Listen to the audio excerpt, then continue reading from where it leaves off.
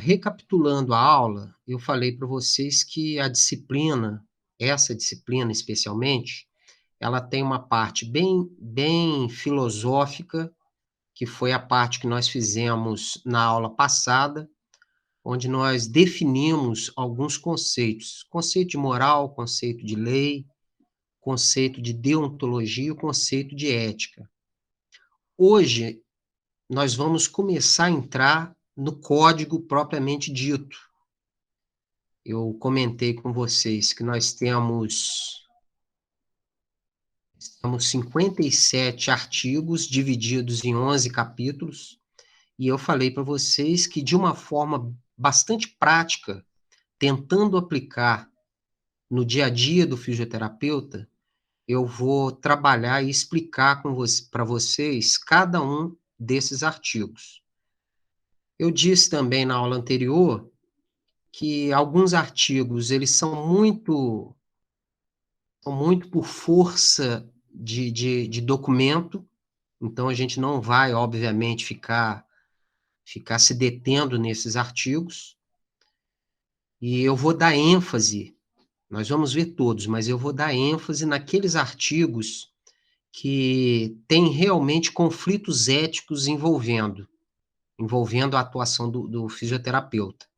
Então, vou dar uma ênfase muito grande nesses artigos, tá? Mas, de qualquer forma, a disciplina, a partir de agora, ela sai desse arcabouço teórico, filosófico.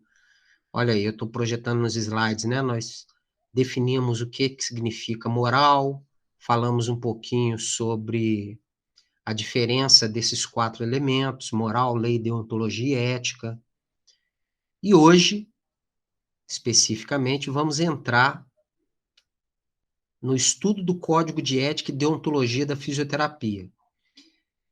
Esse nosso Código de Ética, ele foi emitido em forma de resolução COFITO 424, de 8 de julho de 2013.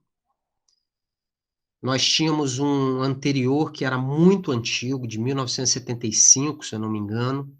Então, em 2013, a fisioterapia ganhou um código de ética específico.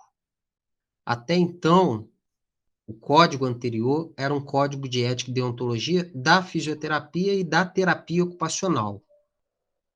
Agora, essa resolução nova, relativamente nova, né, de 2013, é um código específico da fisioterapia. Então, eu comentei com vocês que nós temos, ele é dividido, ele é organizado em 11 capítulos. No slide eu estou projetando aí os 11 capítulos, e cada um desses capítulos tem ali os artigos próprios.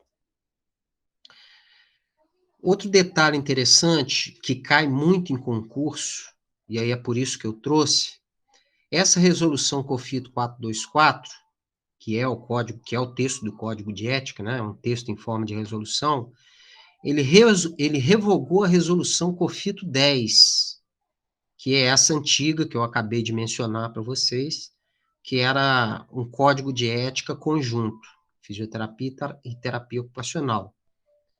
Então, a 424 revogou a resolução COFITO 10. Então, é muito comum ver em provas de concurso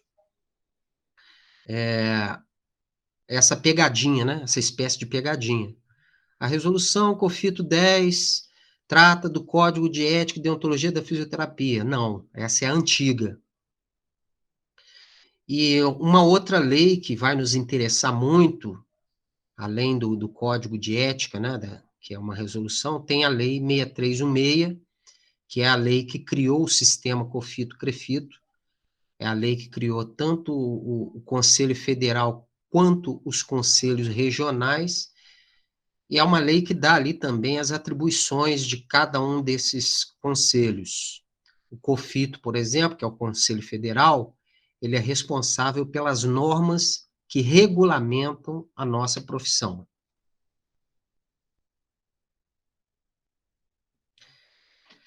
Outro ponto que é interessante que a gente destaque, antes de entrar no texto do Código de Ética propriamente dito, é o princípio da hierarquia das leis. O que que é isso? Em outras palavras, o que que eu quero dizer? Existem leis que estão acima das resoluções do Conselho Federal de Fisioterapia e Terapia Ocupacional. Ou seja, o fisioterapeuta, ele ele não está subordinado apenas ao seu código de ética e deontologia. Ele não está subordinado apenas à resolução 424. Além da resolução 424, além de seu código de ética, o fisioterapeuta ele está subordinado a várias outras leis. E aí coloquei algumas aí, ó. O que está acima do nosso código de ética? A Constituição, obviamente, né? Constituição, que é a lei magna, que está acima de todas as outras leis. Leis complementares, leis ordinárias, leis delegadas, medidas provisórias, decretos legislativos, e aí sim entram as resoluções. E aí, esse é o link que eu tenho para entrar logo no primeiro artigo do Código de Ética. No artigo 1º, nós vamos ver o seguinte, que o Código de Ética e Deontologia da Fisioterapia trata dos deveres do fisioterapeuta no que tange ao controle ético do exercício de sua profissão, sem prejuízo de todos os direitos e prerrogativas assegurados pelo ordenamento jurídico. Artigo 2º. O profissional que infringir o presente código, prestem atenção nesse artigo 2º, hein? O artigo 1º é só uma disposição preliminar, mas o artigo 2º já tem aí algo interessante para a gente que pode ser aplicado na prática. O profissional que infringir o presente código se sujeitará às penas disciplinares previstas na legislação em vigor. O texto é muito vago, o texto desse artigo 2º, né? Ele só fala de legislação em vigor. Qual legislação? Que legislação, mudando a pergunta, né? Melhorando a pergunta, que legislação é essa que o profissional que vai infringir o presente código pode ter ali uma pena atribuída? Bom, o primeiro é o Código Penal, certo? Que fala aí de casos em que é caracterizado um crime. O fisioterapeuta, durante a sua atuação, durante o seu atendimento, ou durante o seu comportamento no meio da sociedade acadêmica ou científica, ou mesmo atuando em clínica, ele pode cometer um ato que caracteriza um crime. E a gente vai ver como é possível isso.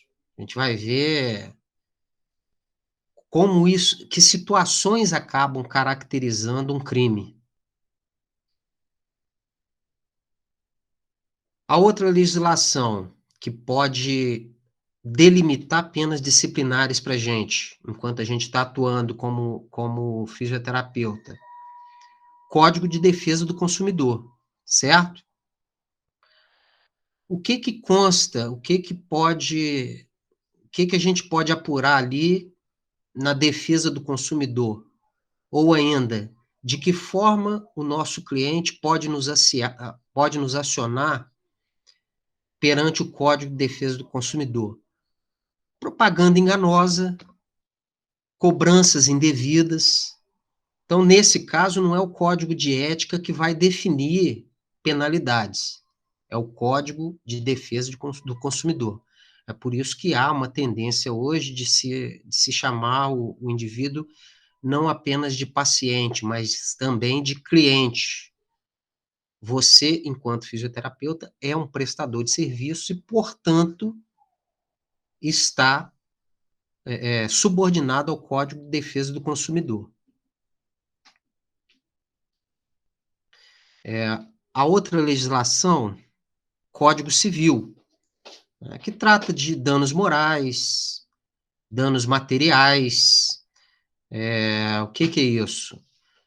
Você está tratando o paciente, seu tratamento lesionou o paciente de alguma forma, há o risco de você ser processado civilmente, né? Então, por exemplo, quem tem o costume, é algo que é muito comum, né?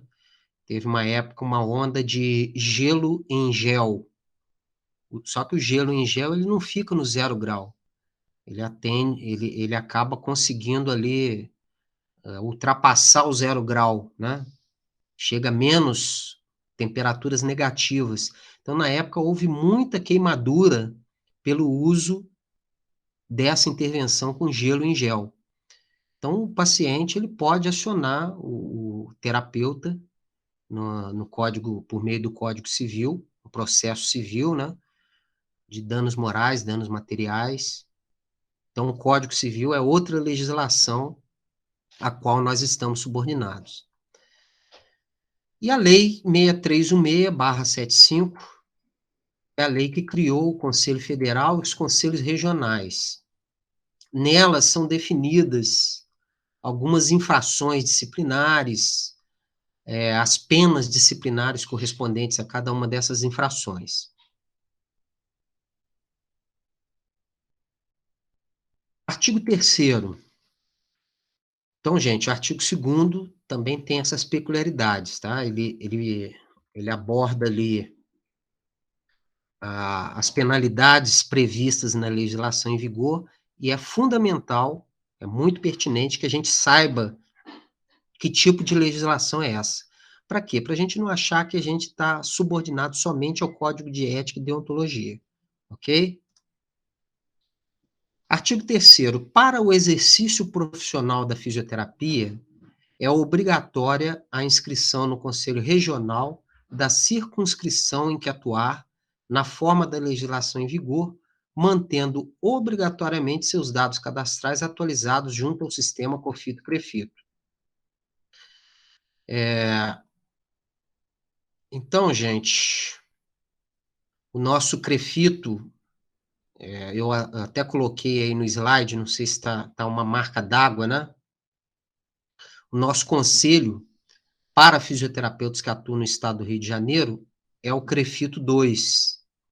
Ou seja, no âmbito do sistema COFITO-CREFITO, o conselho responsável pela jurisdição no estado do Rio de Janeiro é o CREFITO 2. Isso é interessante também, porque em concurso costuma cair muito uma jurisdição antiga, uma jurisdição anterior, que envolvia também o Espírito Santo. Então, houve, na verdade, algumas polêmicas até chegar a essa determinação, né? Circunscrição bem específica do estado do Rio de Janeiro, que foi o CREFITO 2.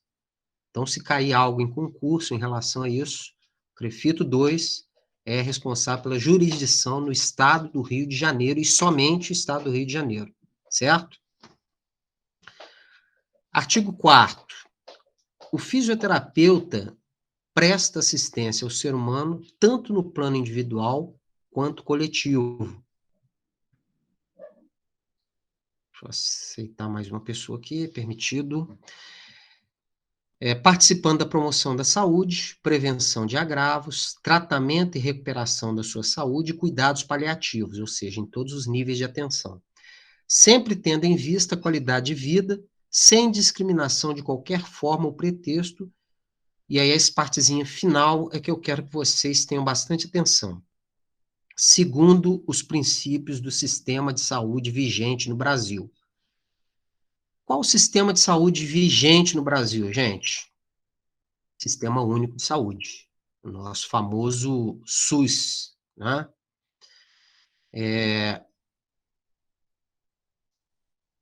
E o Código de Ética, ele diz especificamente, ele se refere especificamente ao SUS, nesse artigo 4º, quando ele determina que a nossa assistência, ela deve ser amparada, ela deve ser determinada, ela deve ser baseada nos princípios do sistema de saúde vigente, nos princípios do SUS. Então, é por isso que eu trouxe aqui, é um assunto que a gente vai ter que entrar um pouquinho, quais são os princípios do SUS. Também é outra coisa que é quase que obrigatório que caia em concurso, sempre cai. Todos os concursos na área da fisioterapia cai alguma coisa sobre princípios do SUS. E é por isso que a gente vai falar um pouquinho sobre eles. Eles não estão diretamente inseridos no nosso código de ética, mas esse artigo 4º faz menção a esses princípios. Então, o primeiro princípio aí que a gente vai analisar é o princípio da universalidade. O que é a universalidade? É a garantia do direito à saúde por todos os brasileiros, sem discriminação de acesso aos serviços de saúde.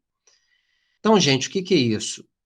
O Estado deve garantir que todos os cidadãos tenham acesso aos serviços de saúde oferecidos, independente de classe social, independente de gênero, de raça, de profissão, de identidade de gênero.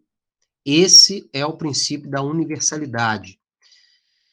Por isso que às vezes a gente vê pessoas dizendo, não, mas fulano não pode usar o SUS, fulano tem plano de saúde, fulano é rico, ele pode sim.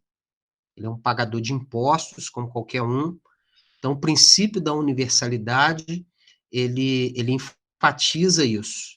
Diz que todos os seres humanos, todos os brasileiros, sem qualquer tipo de discriminação, têm que ter acesso aos serviços de saúde prestados pelo Sistema Único de Saúde, prestados pelo SUS, certo? Esse é o princípio da universalidade. Princípio da integralidade. Garantia de tratamento nas várias dimensões que envolvem a saúde do indivíduo e da coletividade. Como que a gente pode compreender, gente, o princípio da integralidade? A gente pode entender o princípio da integralidade tomando por base a prevenção, ou tomando por base ainda, é um princípio polêmico, tá? Tomando por base também fatores que vão anteceder ou que vão promover um adoecimento que não seja aquele mecanismo clássico de doença. Por exemplo, o que eu quero dizer com isso? Por que é polêmico esse princípio da integralidade? Não sei se vocês já viram a discussão, né?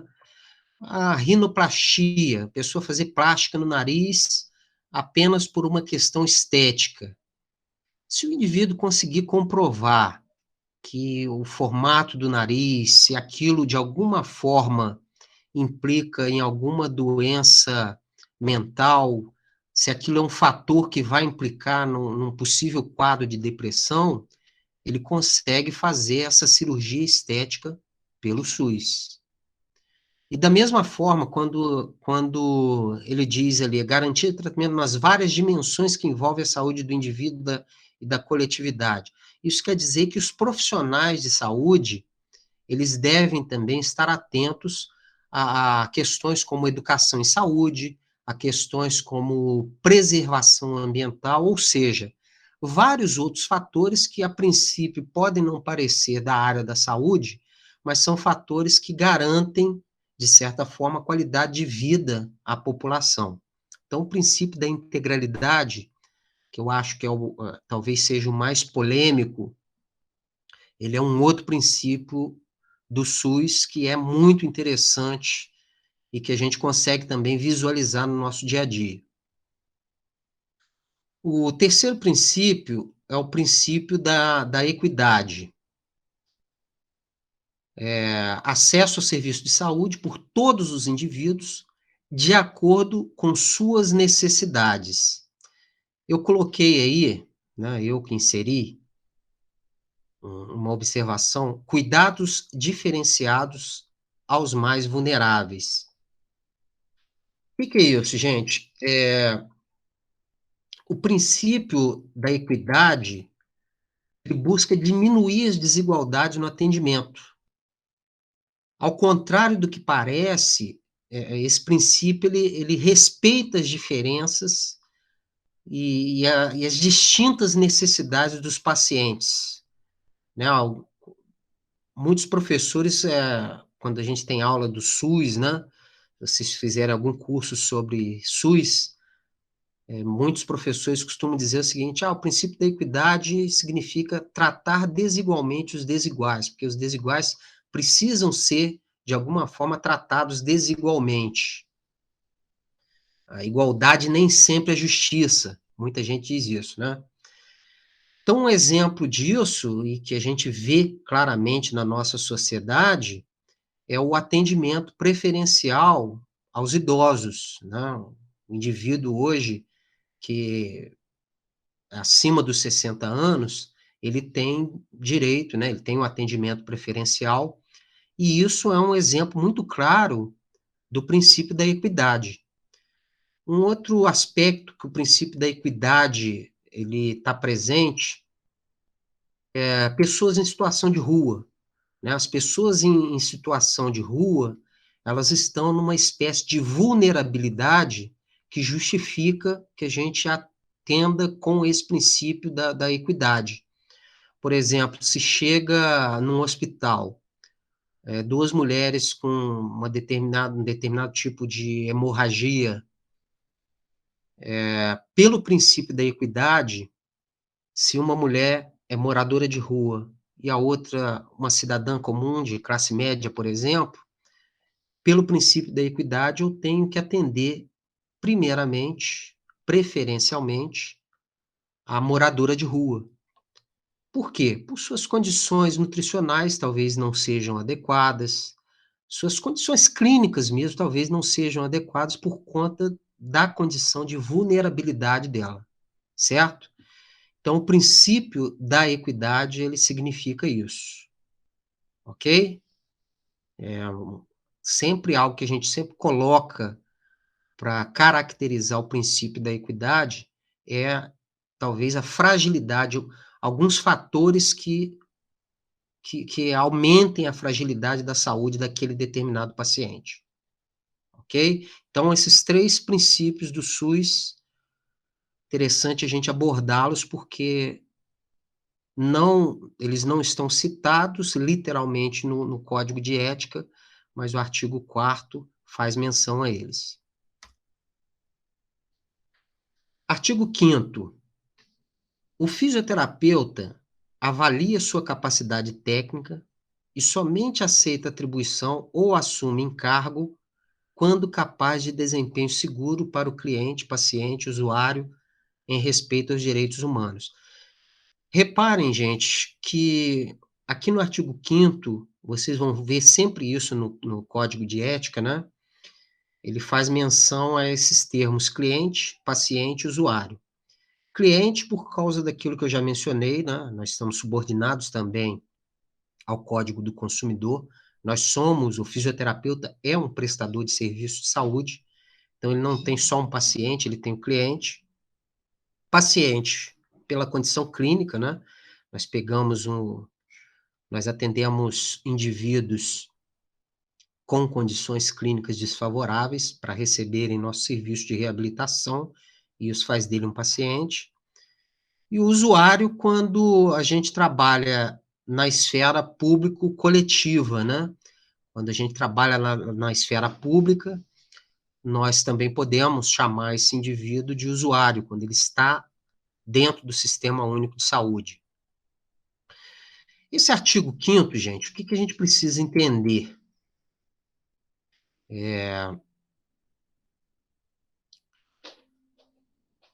Esse artigo 5º, ele quer dizer que a gente precisa, de alguma forma, ofertar segurança de que a nossa atuação terapêutica, a nossa ação terapêutica, ela está baseada em evidências científicas.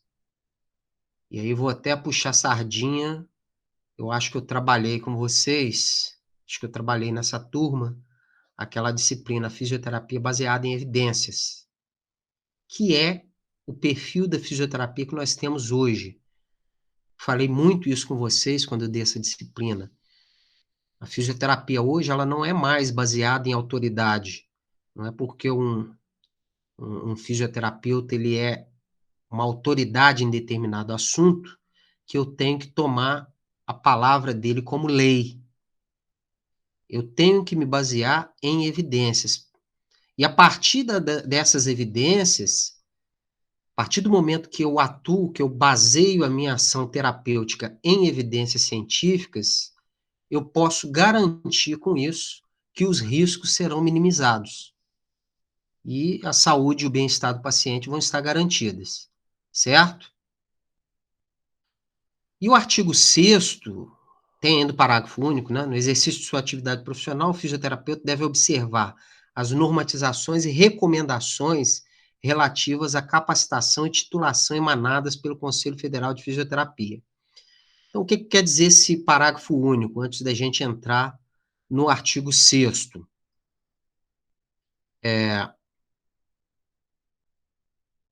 Primeiro que, de forma relativamente nova, vejam aí, por isso que eu trouxe até um rol de procedimentos, né, uma resolução normativa número 338 da Agência Nacional de Saúde, traz um rol de procedimentos, não sei se vocês conseguem visualizar aí, esse rol de procedimentos permite, ele está autorizando a consulta com fisioterapeuta.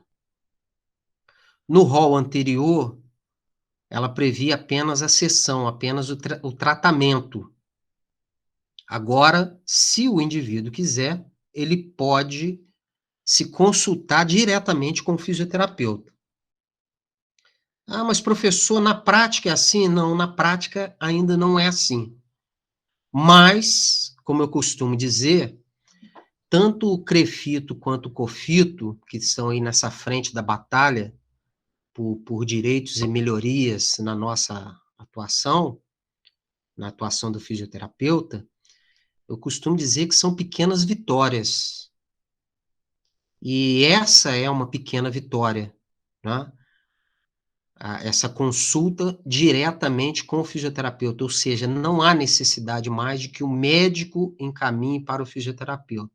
Cidadão, indivíduo, vejam que isso, esse documento eu fiz questão de postar, que é da iniciativa privada, é um plano de saúde privado, certo? Então, no plano de saúde privado, já tem aqui ele atendendo à resolução normativa número 338.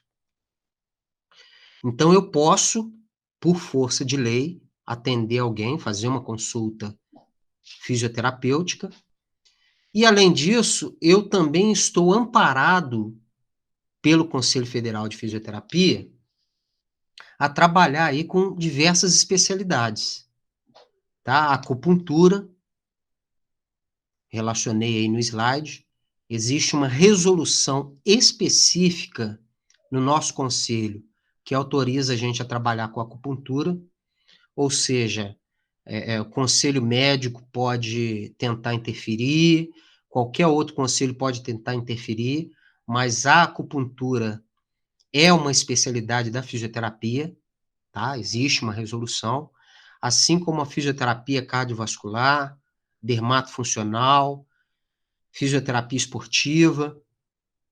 Reparem que cada uma dessas especialidades, elas têm uma resolução que normatiza, que regulamenta. Certo? Eu não vou ler todas, mas estão todas Professor, lá. Pois não. a quiropraxia é uma especialidade só do fisioterapeuta, não é? Então, isso aí, na verdade, existe ainda uma briga, tá? Por isso que eu falei das pequenas vitórias. O conselho tenta a autonomia e a exclusividade para a fisioterapia, mas na prática não é isso que acontece. O que acontece? Tanto na osteopatia quanto na quiropraxia, que está aí no 13 e 14, eles montam, né, conselhos de osteopatia, sociedade de osteopatia e quiropraxia, e acabam trabalhando ali com outros tipos de resoluções, com outros tipos de legislação, certo? Então, nesse ponto, a gente não pode dizer que é exclusiva da fisioterapia. A osteopatia, por exemplo, tem osteopatas que são só osteopatas, nunca fizeram um curso de fisioterapia. Mas o bom dessas resoluções é que, se eu fizer o curso de osteopatia, eu posso colocar lá a plaquinha no meu consultório, fisioterapeuta especialista em osteopatia, certo? Fisioterapeuta especialista em quiropraxia. Mas ainda não há um entendimento, né? Não é um ponto pacífico de que é exclusivo da fisioterapia. Professor, Pois não. a osteopatia que você está falando é um curso técnico? Ele é um curso considerado em nível superior. Ele tem os cursos técnicos, né, mas aí você não pode colocar a plaquinha, tá? Por força de resolução, não. Para você colocar o curso, para você colocar a especialidade na sua plaquinha, você tem que fazer esse curso, que na maioria dos casos ele é em nível de pós-graduação lato sensu. Então, é isso que eu me confundi, porque eu sei que é uma especialização, vamos dizer assim. Então, como que alguém faz uma especialização da fisioterapia sem ser fisioterapeuta? Aí é que tá. Essa especialidade da fisioterapia, ela é considerada pelo COFITO. Ela não é uma via de mão dupla, né? Ela não vai e volta. Em outras palavras, o que eu quero dizer? O fisioterapeuta ele pode se especializar em osteopatia, mas ainda não há um entendimento junto ao Conselho Federal. O Conselho Federal de Fisioterapia ainda não conseguiu a exclusividade da técnica, a exclusividade da especialidade. Então, você vai ver aí escolas de osteopatia, escolas de fisioterapia, que o cara pode fazer o curso sem ser fisioterapeuta, certo? Mas ele sai, a maioria delas exigem que o indivíduo tenha algum curso em nível superior. Por quê? Porque nessas escolas elas saem com força legal perante o MEC de pós-graduação lato sensu, certo? Obrigado. Entendi.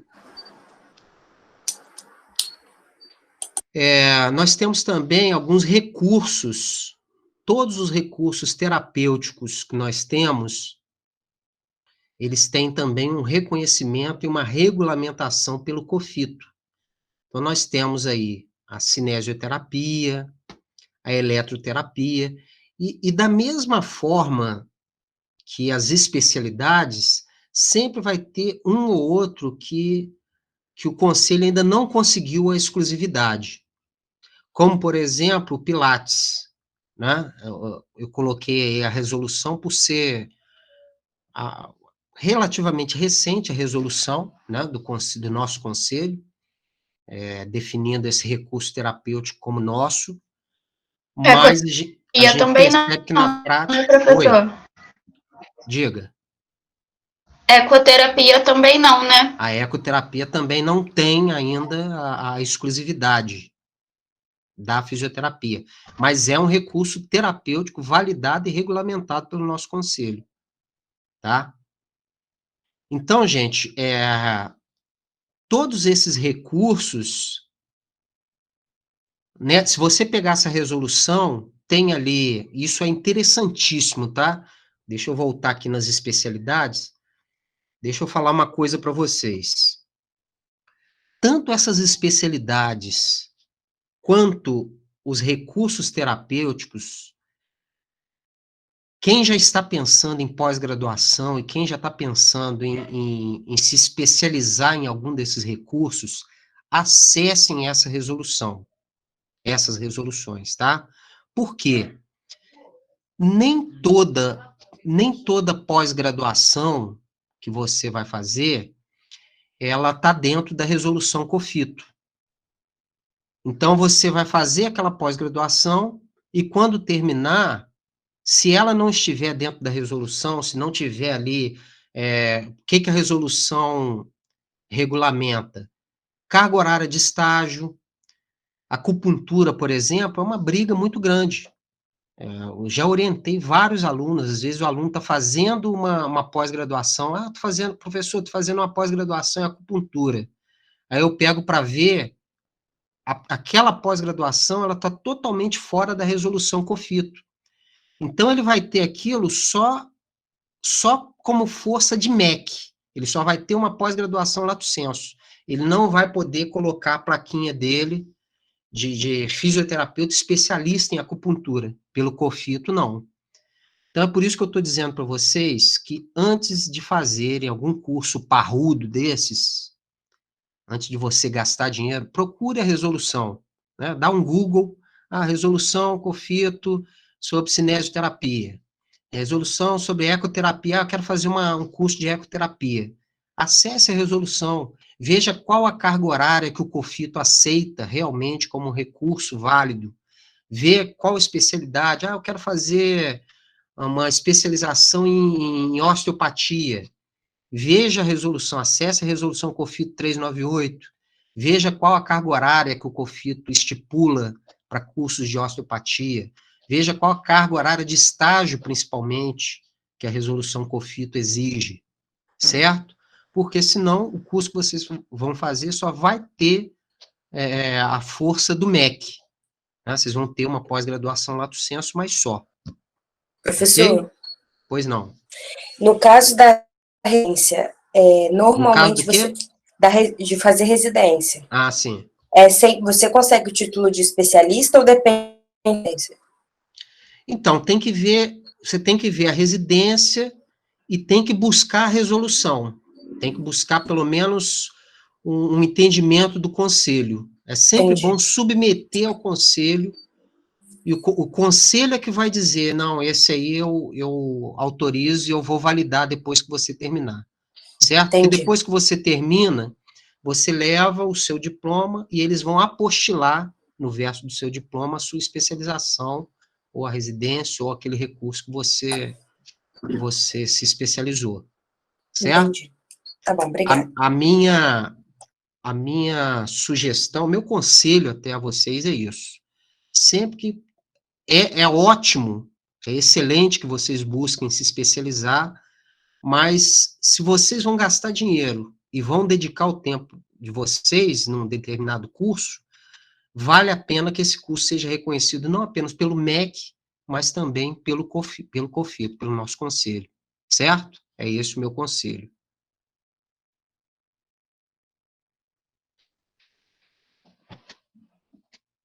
Voltando ao nosso código, no artigo 6º, o fisioterapeuta protege o cliente, paciente, usuário, vocês vão sempre ver esses 3 termos, né, no código, e a instituição em que trabalha contra danos decorrentes de imperícia, negligência ou imprudência por parte de qualquer membro da equipe de saúde, advertindo o profissional faltoso.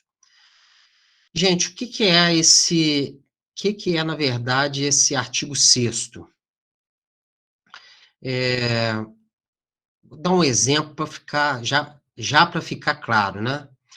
É um equipamento muito comum usado nas intervenções fisioterapêuticas, né? Diatermia por ondas curtas. Um equipamento muito bom, né? Estamos falando de eletrotermofototerapia. Tem muitas indicações boas, mas é um equipamento que também tem um sem número de contraindicações. Né? Quais as contraindicações da diatermia por ondas curtas? Gestantes não podem usar, né? Ou mulheres com intenção de engravidar. Dispositivo eletrônico implantado, como, por exemplo, marca-passo, é uma contraindicação desse equipamento.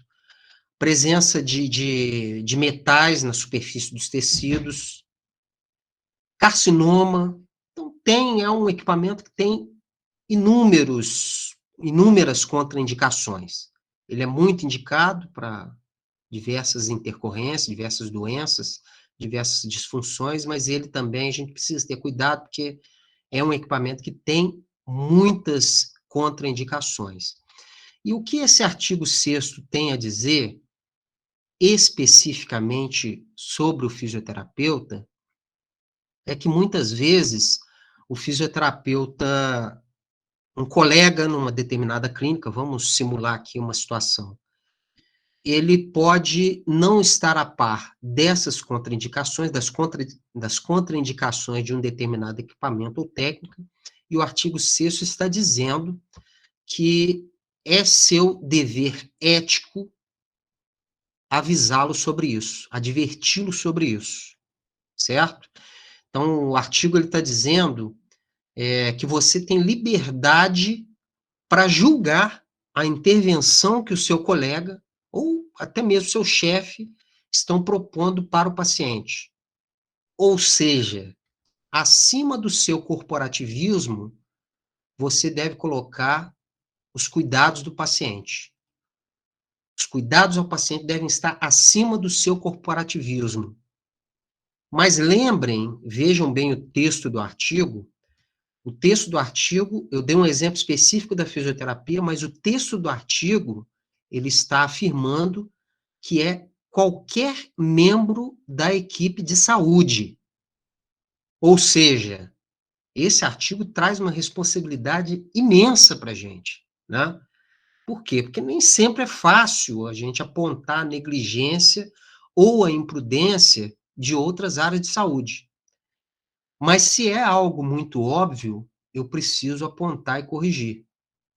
Por exemplo, eu posso acompanhar um paciente que eu já conheço há muito tempo, paciente que é hipertenso, ele é tratado de uma forma multidisciplinar, ou seja, ele é tratado por outros profissionais de saúde, e vamos imaginar que o médico prescreva um medicamento que tem como efeito colateral o aumento da pressão arterial. Eu procuro o médico, eu tenho dever, pelo meu código de ética, eu tenho o dever, de acordo com o artigo 6º do meu código de ética, eu tenho o dever de procurar o médico e informar. Se ele não deu ouvidos, eu vou ao meu coordenador, ao meu chefe, ao diretor da clínica, ao diretor do hospital, ao secretário de saúde, se for preciso. Mas eu tenho que prezar pela proteção ao meu cliente. É o que enfatiza esse artigo 6º. E também o seu parágrafo único, né? Antes até do parágrafo único, eu coloquei aqui o artigo 927 do Código Civil, né? Vejam aquelas leis, vejam que sempre a gente está esbarrando em outras leis que estão acima dos códigos, né? Estão acima dos códigos de ética, seja de qual especialidade de saúde. O Código Civil, Constituição, Código Penal, todos eles estão acima do Código de Ética da fisioterapia, da medicina, da enfermagem. E o artigo 927 do Código Civil diz o seguinte: aquele que por ato ilícito causar dano a outrem fica obrigado a repará-lo. Então, aquilo que eu falei logo no início da aula, né? Eu posso ser responsabilizado civilmente por isso, certo? E tomando por base o artigo 6º, dependendo do juiz que pegar a causa, todos da equipe podem ser responsabilizados. Na prática, não é isso que acontece.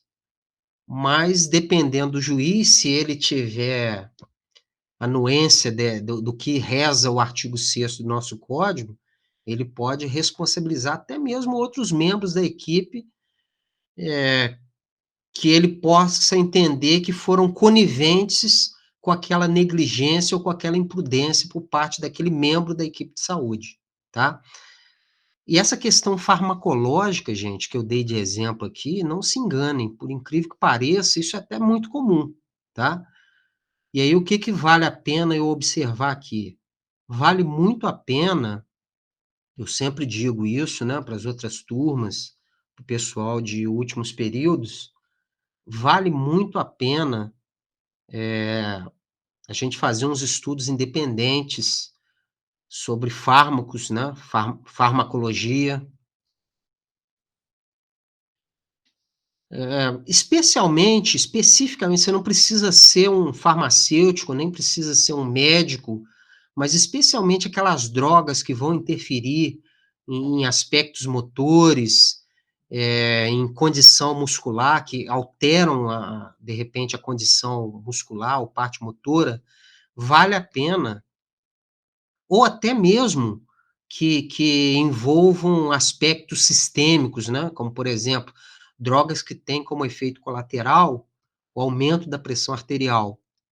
Tudo isso a gente precisa, de alguma forma, ter algum conhecimento básico sobre como age aquela determinada droga, qual é o princípio, qual é a meia-vida daquela droga.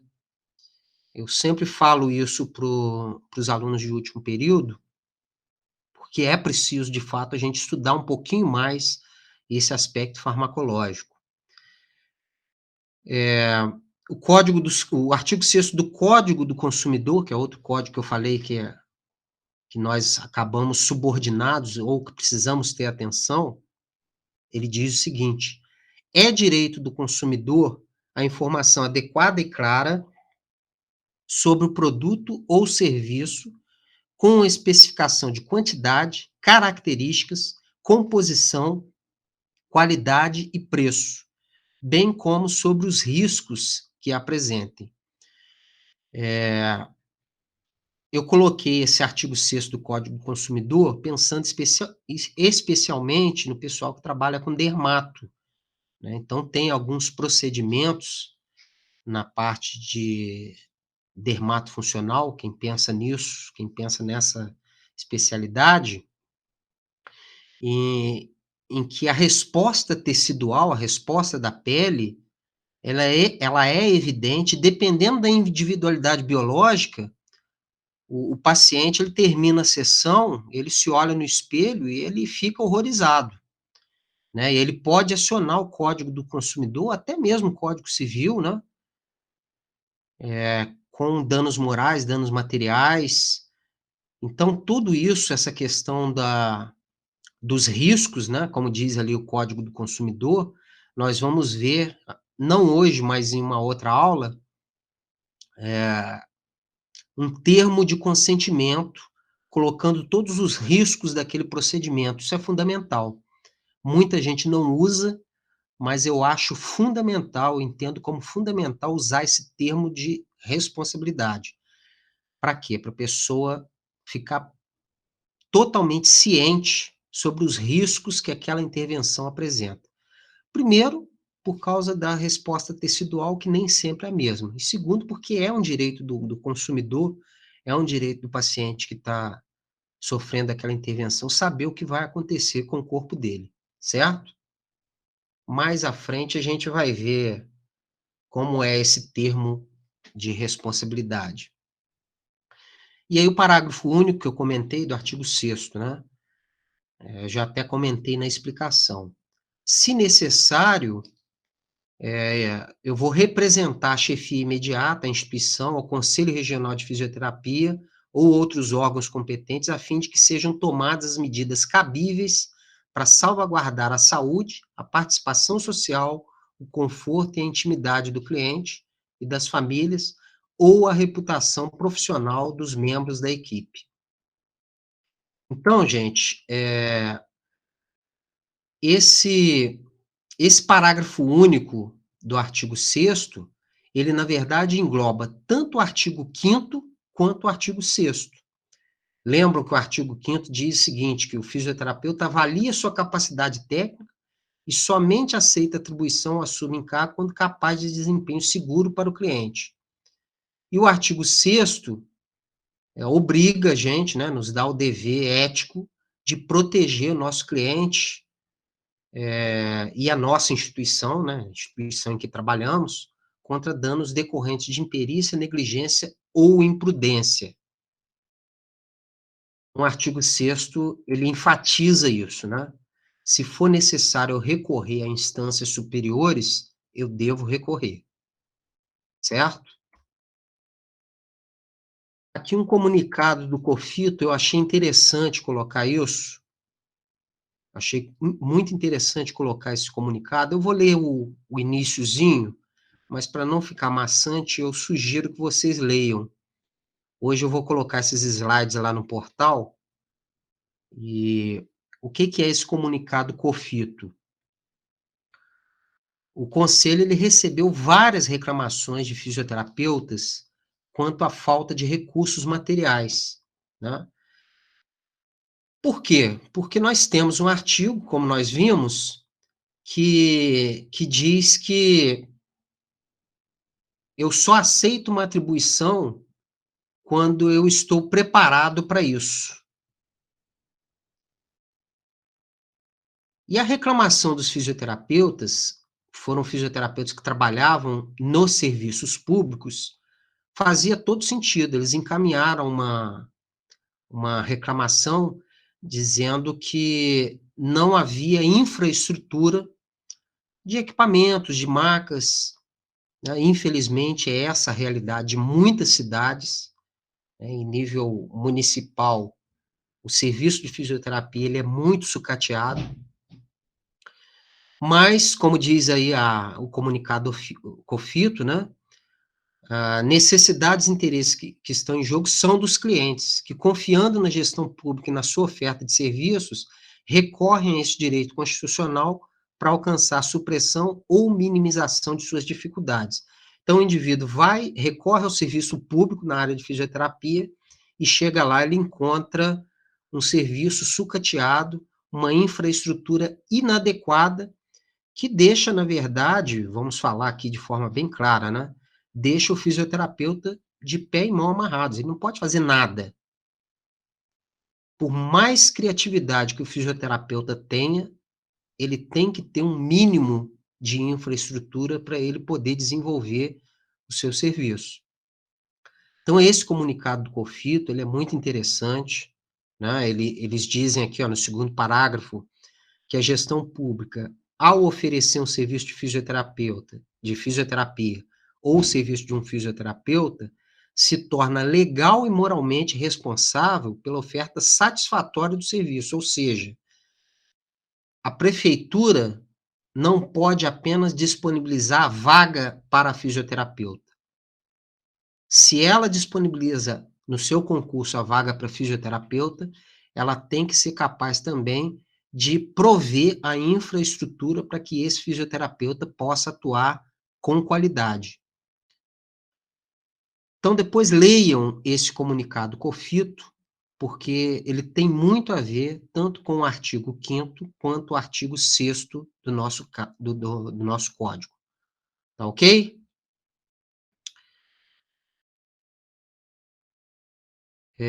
Ainda sobre o artigo 6º, fica subentendido que é responsabilidade do profissional técnico ou do profissional de gestão a aquisição legal dos equipamentos, resolução 185 da Anvisa, e a manutenção periódica dos equipamentos. Importantíssimo, gente, essa explicação, principalmente se a gente for analisar a nossa atuação profissional. A partir do momento, vamos supor que você consiga emprego numa grande clínica, numa grande cidade, em Rio de Janeiro ou São Paulo, por exemplo, né? Não é a nossa realidade aqui, a realidade do interior é mais modesta, né?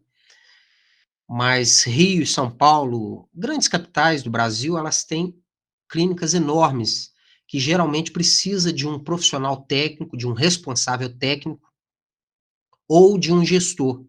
Então, você é um fisioterapeuta, alguém percebe que você tem um perfil de gestor técnico, de responsável técnico, e te dá essa incumbência, e te dá essa função, esse cargo. Repare que você não pode, se você adquirir esse cargo, você passa a adquirir também outras responsabilidades, como, por exemplo, a aquisição legal dos equipamentos, né? Você tem que ter ali nota fiscal, você tem que comprovar. Eu coloquei aqui resolução 185 da Anvisa, mas tem também as resoluções do COFITO, né? Ah, eu adquiro um equipamento. Peraí, esse equipamento, ele está de acordo com a resolução da Anvisa? Está de acordo com a resolução, com alguma resolução do meu conselho? Em outras palavras, será que o Conselho Federal de Fisioterapia autoriza o uso desse equipamento? Eu posso importar um equipamento e aqui no país ele pode ser que ele não tenha uma legislação, um arcabouço legal que ampare o atendimento com ele. Eu posso ter uma boa vontade, posso trazer esse equipamento, mas eu preciso, principalmente se eu for um responsável técnico de uma clínica, ou um gestor de uma clínica, eu preciso avaliar esses aspectos legais para o uso desses equipamentos. Assim como a manutenção periódica dos equipamentos, certo? Infelizmente, o que a gente vê muito em clínicas de iniciativa pública, né? As pessoas usando ultrassom, você faz o teste e vê que aquele ultrassom não funciona tem muito tempo. Ou seja, você está ali brincando de fisioterapeuta, né? Está ali perdendo seu tempo e o paciente, perdendo o tempo do paciente também. E o mais grave, se você está ali trabalhando com um equipamento sucateado, um equipamento sem manutenção periódica, um equipamento que comprovadamente está em mau funcionamento, você está contribuindo para, deixa eu lembrar aqui um aspecto bioético, nós vamos falar de um princípio bioético, né?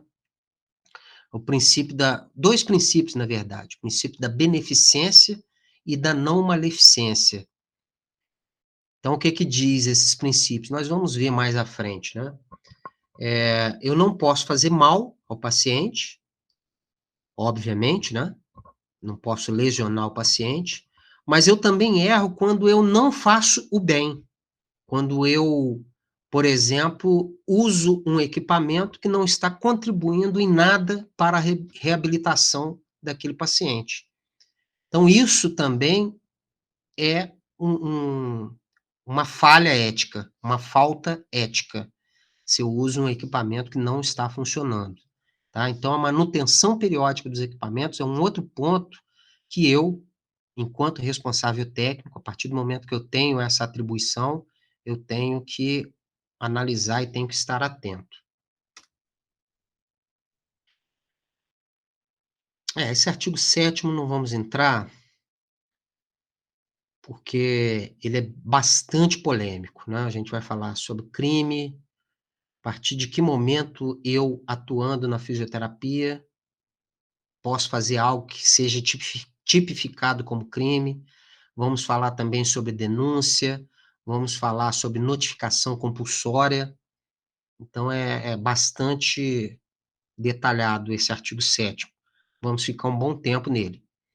Então, por hoje é só, tá? Alguma dúvida, gente? Tranquilo, professor. Tá de boa. Paramos, então, no artigo 6º.